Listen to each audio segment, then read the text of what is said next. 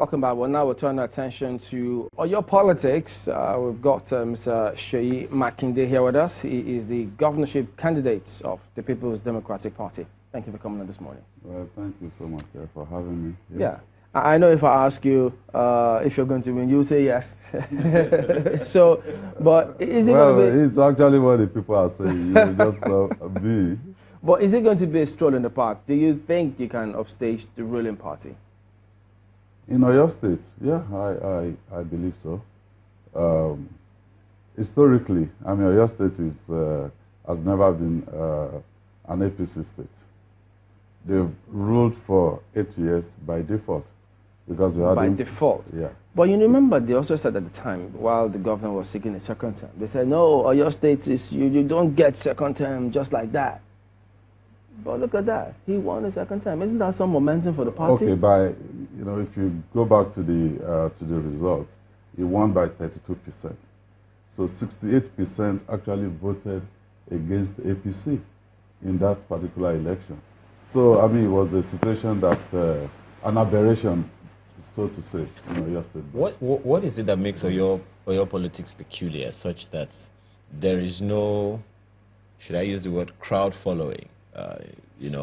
Of a political party over time? What is it about Oyo State? Well, the configuration of the voting population in Oyo State is such that you have about 5 major zones, with different agenda, with different needs. So except you're able to pull everything together, look at the needs, per zones, and then try to, get an overall scheme that can accommodate those needs from those zones. Then, and some of the zones are also, if you take Ibadan zone, for instance, it has about almost 50% of the voting strength, for your state. So, if you have let's say 30 or 40% from Ibadan, you still need, apart from the constitutional provision that you need to get 25% in 2/3 of the local governments in the state, you still need, all the zones, to pitch in for you to be able to really get on top of the election. If you look at 2007, for instance, it was the vote from Governorship zones that actually nailed it and gave Governor Akala the victory. So that's the peculiarity of Oyo State. Isn't it impossible for one to adduce that lack of continuity of policies to the slow pace of development in the different parts of the state, saying Governorship, Oyo, and all of that? Isn't it possible to look at it from that angle? No, I will disagree. Continuity of what, really? I mean, you have to get to the details and say, okay, what have these guys done? If I take, for instance, what we've been talking in PDP, the golden era for us in that state, when Ibadan was the regional capital, was when we had fiscal federalism, when the regions were actually controlling their resources. And that's what PDP has said we're going to do now, get Nigeria working again. And the way to do it is, really look at the restructuring issue. Okay. If we restructure the country, then, we can... We'll come to that in a bit, but I just need to ask you, do you think that, because, you've been on for a while, you contested in 2007, different positions now, 2007, 2010, 2011. 2007, 2011. Then 2014 primaries. I was going to go to the Senate in those two. That's why I said different positions, not for governor. But do you think that personally you've gathered enough momentum to pull through, having gotten the tickets this time?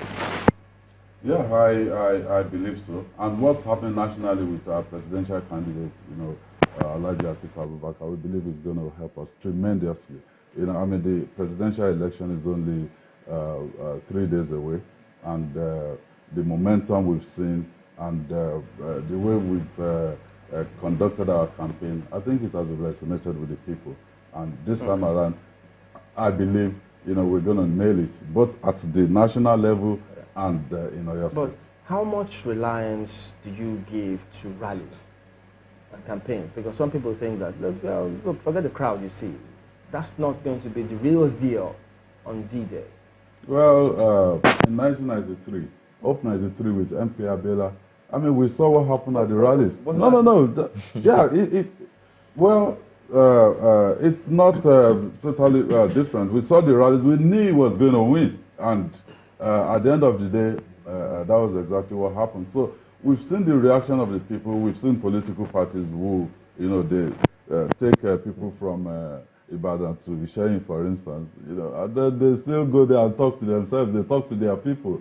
Whereas for us, we go with very lean convoy. But when we get to places where we're going to, we see the reaction of the people. You were there, and I came across some of your promises where you said you were going to build a tertiary institution in Ishayin. Is that the case?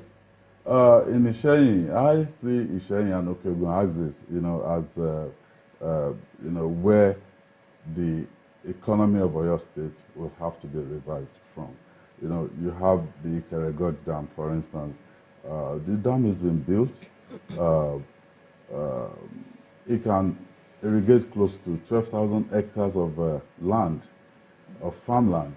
So it puts us in a unique position where we can, have agricultural output throughout the year. So are you really going to build the university there? No, it's not I didn't talk about the university in Ishayin, but they've asked for a tertiary institution, and I already made going to build. Yeah, I've already made the promise that yes, we will look into that. We will look into which one exactly are you going to build? You have opportunity to say School of Agric, College of Agriculture, which is located at Igbora currently. You can have maybe a college or part of it, go to Ishayin, in which case we're looking at Ishayin and its environment being the hub, for our renaissance in agriculture. And if you have such a school, that's what a college of agriculture. Yes, if you have such a school out there in Ishayin, it will complement our effort.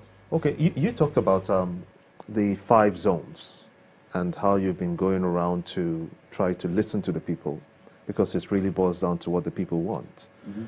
What have they been telling you in all these 5 zones? What do the people of Oyo State need, such that you will be seen in their eyes as the preferred candidate? Well, let's take Ogbomoso, for instance. I was there, and it's a place where the mango from Ogbomoso is known all over the world. Yeah, if you mention Ogbomoso mango, but there's no factory out there, turning the mango into juice, and then. So you're going to build a juice factory for them? That's what they want. Well, it's not government. I'm coming somewhere. Let them go through the 5. Yes, please. We will do this through, public private partnership. They like him from a private background, So you have cashew in Ogbomoso, and there's no factory also out there, roasting the cashew for export. When I go on British Airways, I see the cashew that they give us, it's from Kenya. So why can't Oyo State and Nigeria benefit from such? That's Ogbomoso. You also have the issue of LAUTECH. LAUTECH is the major industry in Ogbomoso. It's a school that the students, have been staying at home more, compared to what we send those children to go do in school, So we have to resolve the issue of LAUTECH. The students have protested. I met the lecturers. I met the stakeholders in there, and it's something that we have to fix. That's for Ogbomoso zone. If I go to Okeogun, I said to the people that we're going to create a special economic zone in Okeogun, because you have large expanse of arable land in there. You also have solid mineral deposits in there. You have marble at Igbeti. and you have kaolin, tantalite, and all of that around it, Siwaju, Iwajo axis. So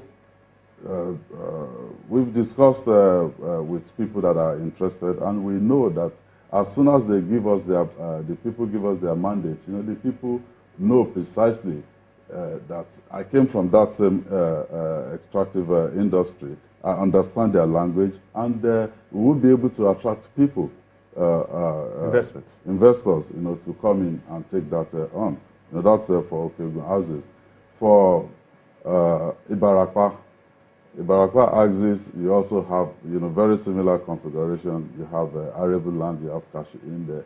So all of those we have to really focus and get Oyo State from a situation where we go cap in hand to Abuja, you know, looking at federal allocation, which, I mean, these days, it's never enough. You know, so for Ibarakwa axis agriculture, and for Ibadan, what they're thinking about is urban renewal. You know, you see people who like to live in Ibadan and work in Lagos, you know, but because of the situation with the road, with, you know, commuting from Lagos to Ibadan, I had to come sleep in Lagos to be able to be on this program this morning.